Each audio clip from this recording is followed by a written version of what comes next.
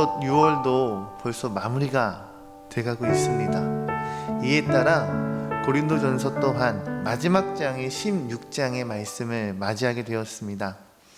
고린도전서 16장은 전체적으로 하나의 주제라 묶을 수 없을 만큼 어떤 중심적인 주제는 없습니다. 다만 본론에서 다루지 않은 몇 가지 문제들에 대한 간략한 언급, 그리고 마지막 권면, 문안과 인사, 축도, 그러한 내용이 16장에 담겨져 있습니다.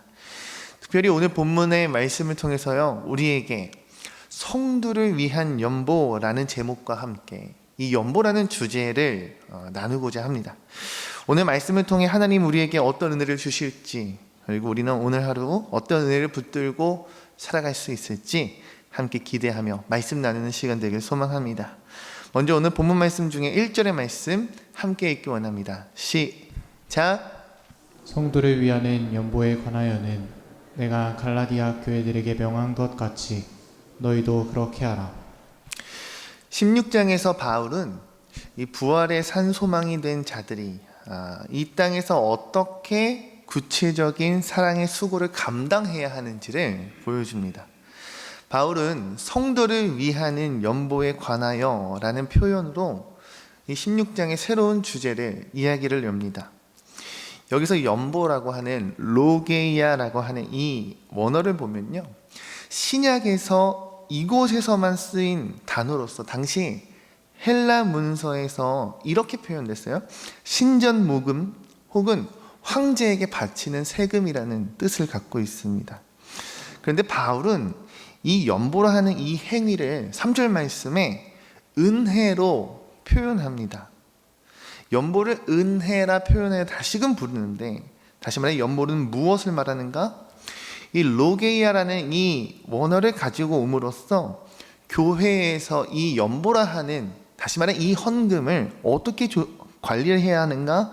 교회에서 조직적으로 준비하고 관리해야 할 공적인 일이라는 것을 강조합니다.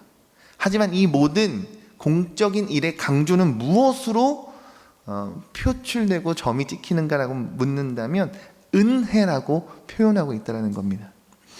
그렇다면 연보란 당시 사회의 강제적인 세금, 내가 주었기에 무언가를 얻게 되는 기브 앤 테이크 같은 기부의 의미와는 분명하게 구별되는, 어찌 보면 순수한 종교적 목적에 특별한 모금을 의미한다라고 말할 수 있겠습니다.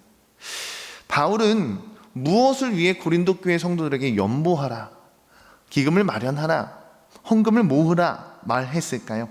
사도행전 11장 28절에서 30절 말씀, 제가 한 절, 여러분이 한 절 나누어 교독하여 읽겠습니다. 그 중에 아가보라 하는 한 사람이 일어나 성령으로 말하되 천하의 큰 흉년이 들리라 하더니 글라우디오 때에 그렇게 되니라. 제자들이 각각 그 힘대로 유대에 사는 형제들에게 부조를 보내기로 작정하고 이를 실행하여 바나바와 사울의 손으로 장로들에게 보내니라. 사도행전 11장을 보니 안디옥 교회 선지자 아가보가 성령으로 말합니다. 천하의 큰 흉년이 되리라. 이에 따라 어떻게 됩니까? 실제로 글라우디오 황제 때 그대로 이 일이 이루어지게 됩니다. 이 기근이 바로 예루살렘 교회의 경제적인 위기, 성도들의 실제적인 힘듦으로 이어지게 됩니다. 이에 고린도 교회뿐만이 아닌 안디옥 교회에도 그 예언을 듣고 각각 그 힘대로 유대에 있는 그 형제들을 향하여 부조를 보내기로 작정했다 말씀합니다. 이에 30절 말씀에 바나바와 바울의 손을 통해 예루살렘 장로들에게 그 부조가, 그 기금이 전달되었다는 내용이 기록되어 있습니다. 그러니 고린도 교회 연보의 가장 표면적인 이유는 예루살렘 교회가 처한 절박한 상황, 그리고 형편이 있었습니다. 원래 예루살렘 교회는 가난한 성도들을 스스로 구제해 왔지만 흉년, 이 기근이 맞닿게 되면서 더 이상 스스로의 안위를 감당할 수 없는 지경까지 온 것입니다. 여기에 유대인들이 교회를 향한 핍박이 얼마나, 박해가 얼마나 가해지니 참으로 힘든 상황에 그들이 놓였을까요? 그래서 바울은 갈라디아와 고린도를 비롯한 여러 이방 교회에 모교회를 위한 연보를 요청하게 된 것입니다. 바울은 연보에 대해 이렇게 하라 말씀을 정하는데요. 먼저 2절 말씀 여러분 함께 읽기 원합니다. 시작. 매주 첫날에 너희 각 사람이 수입에 따라 모아두어서 내가 갈 때에 연보를 하지 않게 하라. 이 2절 말씀에는 우리에게 큰 틀에는 세 가지로 제가 축약해서 여러분 네 가지의 연보에 대한 이야기를 나눌 텐데, 먼저 첫 번째, 바울은 매주 첫날 연보를 모아야 한다라고 권면했습니다. 여기서 매주 첫날은 유대인이 지켰던 안식일인 토요일이 아닌 주일을 말합니다. 부활하신 주님을 기념하는 날, 초대교회의 공적인 예배일로 정착했다라는 것을 보여주는 중요한 대목이기도 합니다. 더 나아가 매주 첫날 연보를 한다는 것, 어떤 의미가 있을까요? 헌금은 즉흥적으로 하는 것이 아닌, 헌금은 일회적으로 하는 것이 아님을 나타냅니다. 예배의 자리에서 규칙적으로 드리는 것이다 라는 것이 오늘 바울의 권면 가운데 분명히 담겨져 있습니다. 다시 말해 연보란 무엇인가? 우리의 예배에 있어야 할 하나의 중요한 요소임을 여러분들 기억하시기 바랍니다.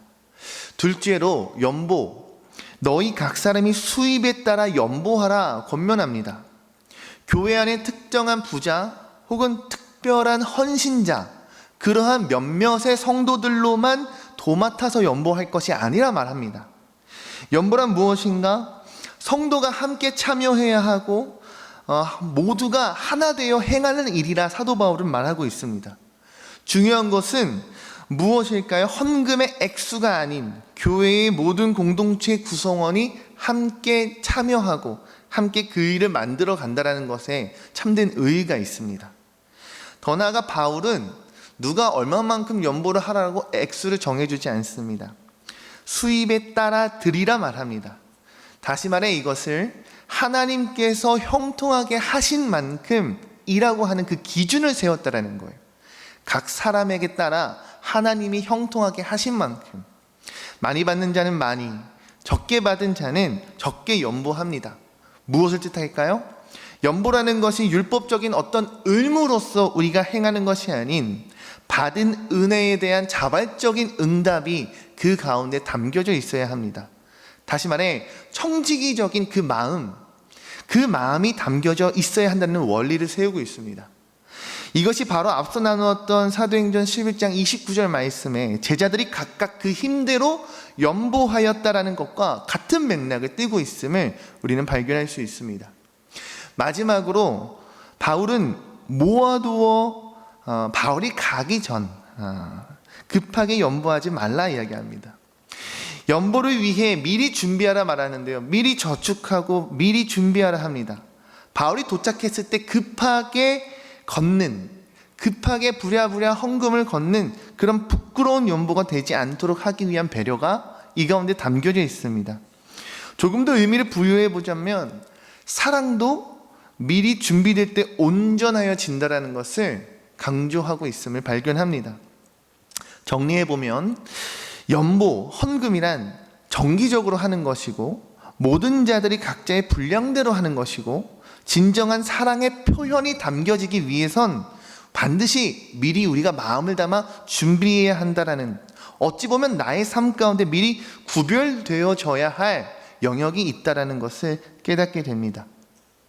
바울은 이 모인 연보를 어떻게 전달할 것인가에 대해서도 말하는데요, 16장 3절 4절 말씀 함께 한 목소리로 읽겠습니다. 시작. 내가 이를 때에 너희가 인정한 사람에게 편지를 주어 너희의 은혜를 예루살렘으로 가지고 가게 하리니 만일 나도 가는 것이 합당하면 그들이 나와 함께 가리라. 바울은 3절과 4절 말씀을 통해 이 재정의 투명성 그리고 공신력을 나타냅니다. 바울은 너희가 인정한 사람을 세우라 말합니다.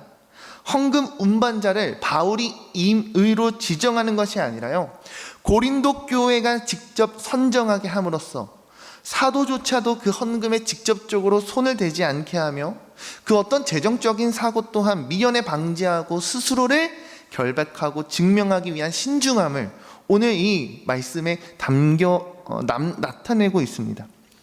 여러분, 선한 일일수록 힘써야 할 것이 있음을 발견하게 됩니다. 독단적으로 행하고 처리하는 것이 아닌 공동체, 교회와 함께 하는 것, 어찌 보면 빠른 속도보다 중요한 것, 함께 가는 것, 공동체가 하나 되는 모습이지 않을까 생각해 봅니다.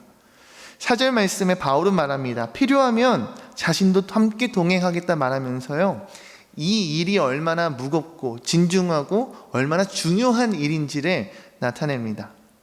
바울이 함께 간다는 건 무엇을 뜻할까요? 연보의 운반, 그 운반에 있어서 안전과 신뢰성을 한층 더 높이는 그러한 역할, 장치가 됩니다. 그러니 1절에서 4절 말씀 정리하면 이와 같을 것 같습니다. 바울은 부활의 산 소망을 가진 자들이 이 땅에서 그 소망을 어떻게 살아내야 하는지, 그것을 다름 아닌 연보라고 하는 지극히 구체적인 사랑의 방법을 오늘 고린도 교회 성도들에게 권면하고 있습니다. 이렇게 표현할 수 있겠습니다. 그 사랑, 막연한 감정 아닙니다.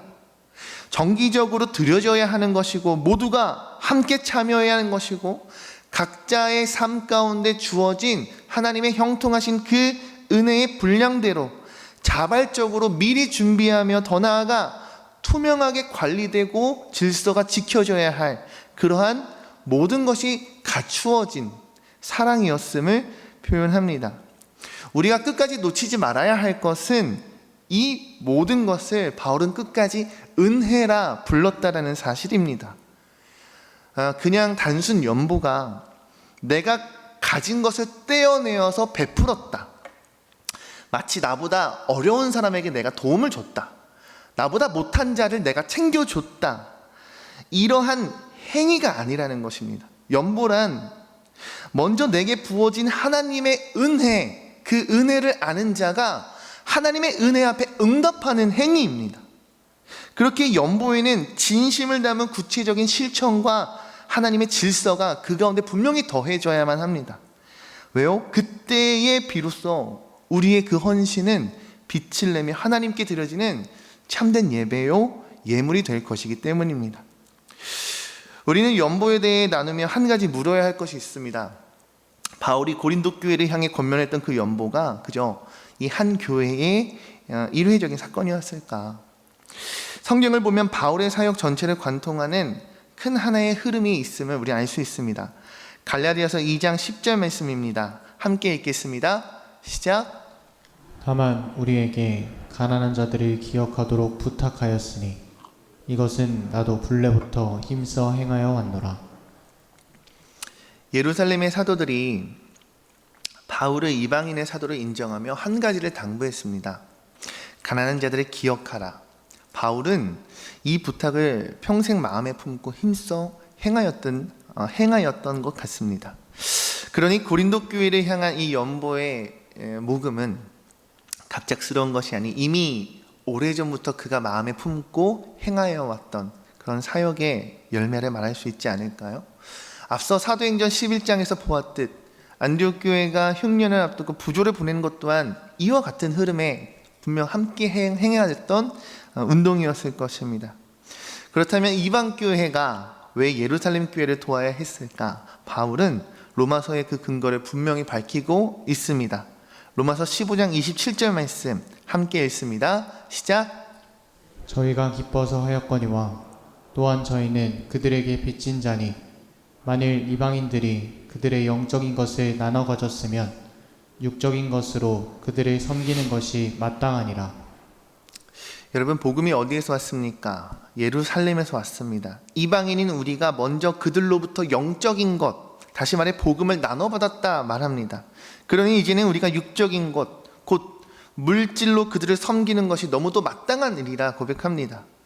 연보는 어떤 행위임을 기억해야 할까요? 단순 나보다 못한 자를 도와준다라는 것이 아닌 앞서 말했듯 먼저 받은 것에 대한 은혜, 그 은혜의 반응임을 기억하는 저와 여러분들이 되기를 주의 이름으로 축복합니다. 말씀 정리합니다. 지금까지 우리는 바울이 연보를 어떻게 하라 권면했는지 살펴보고 나누었습니다. 여러분, 연보는 정기적으로 모든 성도가 함께 각자 분량대로 미리 준비하여 투명하게 질서 있게 그 사랑에 표현해야 한다는 것을 여러분 기억하시길 바랍니다.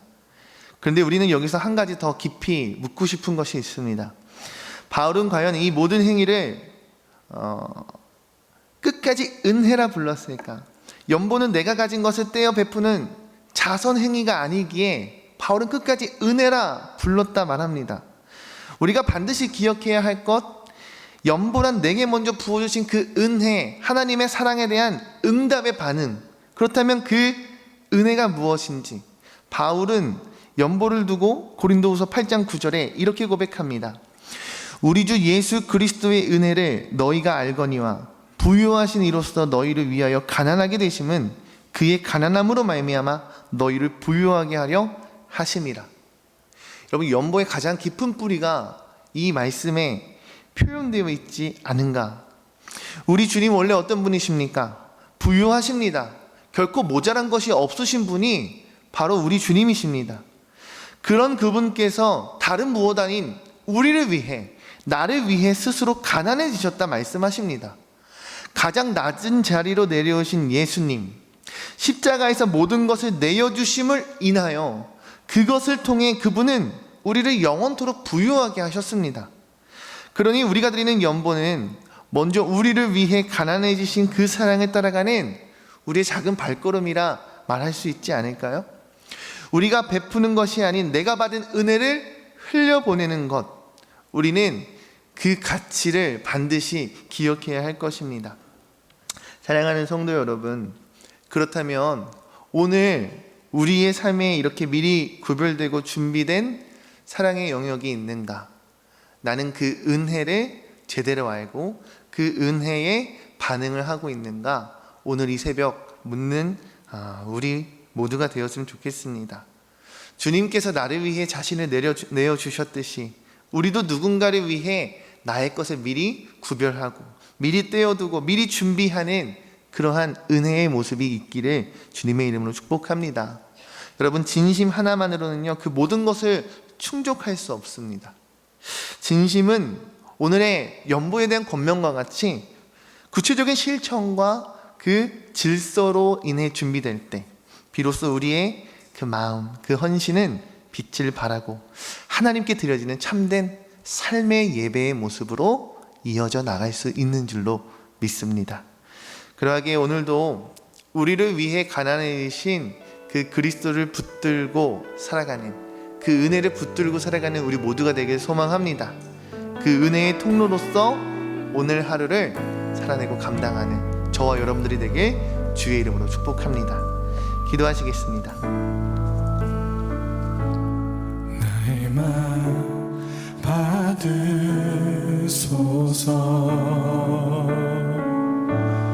오셔서 주님의 저소 삼으소서.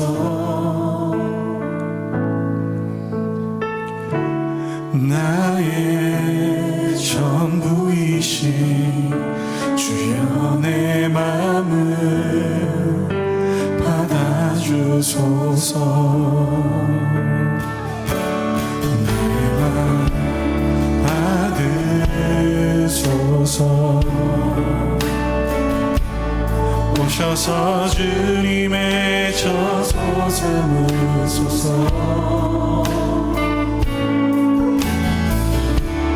나의 전부이신 주여 내 맘을 받아주소서. 오 나의 맘을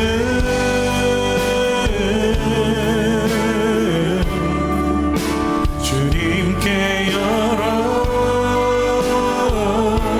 열었으니 주여 내게 오셔서 내 맘에 거하여 주옵소서. 주가 기뻐하니 주의 성전 되게 하소서. 내 맘 받으소서. 오셔서 주님의 저소 삼으소서. 나의 전부이신 주여 내 맘을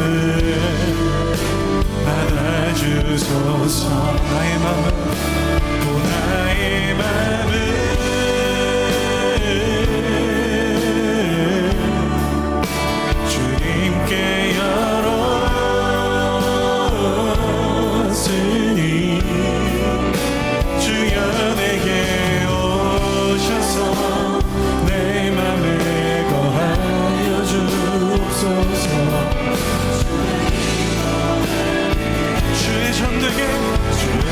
성전되게 나의 맘을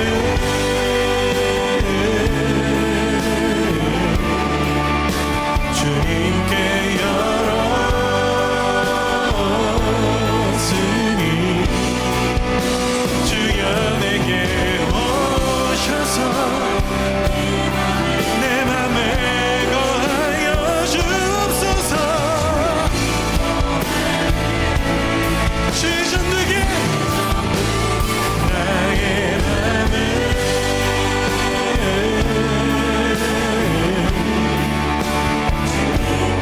주님 그렇습니다. 하나님 내 안에 선한 것이 없지만 주님의 약속과 은혜를 구하는 나의 믿음의 걸음 속에 주님 내 삶을 붙드시며 내 삶 속에 함께하여 주시옵소서.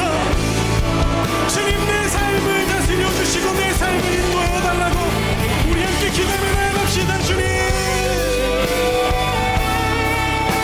나의 평생에 주님과 동행하며 주의 일하심 고백하고 주님의 은혜를 노래하는 자 되게 하여 주시옵소서.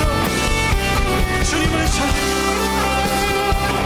하나님의 얼굴을 구하는 삶 하나님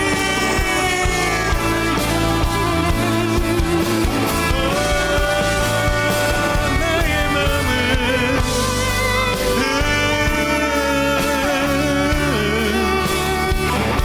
주님께 열었으니 주야에게 오셔서 내 맘에 거하여 주옵소서. 주님 나의 맘을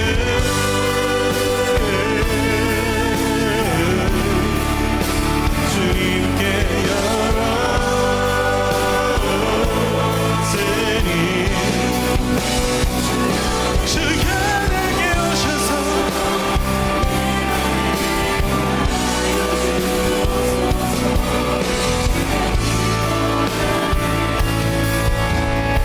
우리 한 번 더 기도합시다. 주님 코로나로 어려운 시간을 지나고 있습니다. 개인적으로도 우리나라로도 한국교회로도 어려운 시간을 지나고 있는데 하나님 이때 우리가 주를 부르게 하여 주시옵소서. 주 주신 모든 기회를 통하여 하나님 앞에 나아가게 하여 주시옵소서. 이 시간도 우리를 찾으시고 이 시간 속에 우리를 만나시고 역사하시는 주님을 고백하도록 우리를 붙들어 달라고 우리 주 한번 주시며 기도합시다. 주여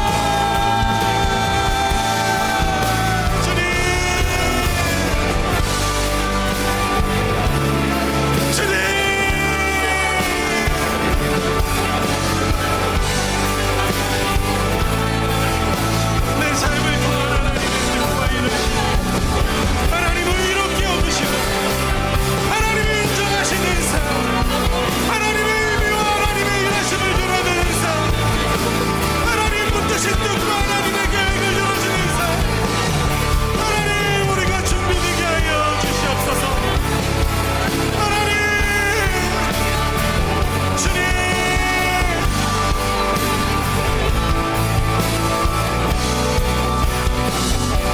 주여 내게 오셔서 내 맘에 거하여 주옵소서. 오 나의 맘을 오 나의 맘을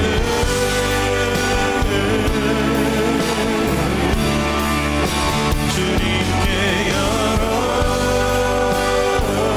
열었으니 주여 내게 오셔서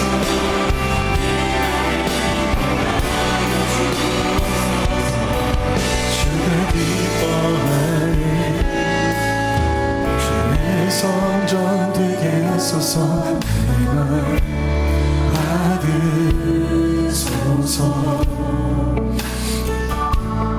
오셔서 주님의 처소 삼으소서. 나의 전부이신 주여 내 맘을 우리 목소리로 한 번 더 고백합시다. 나의 마음 받으소서. 나의 내 맘 받으소서. 오셔서 주님의 처소 삼으소서. 나의 전부이신 주여 내 맘을 받아주소서. 주여 내 맘을, 주여 내 맘을 받아주소서. 주여 내 맘을 받아주소서.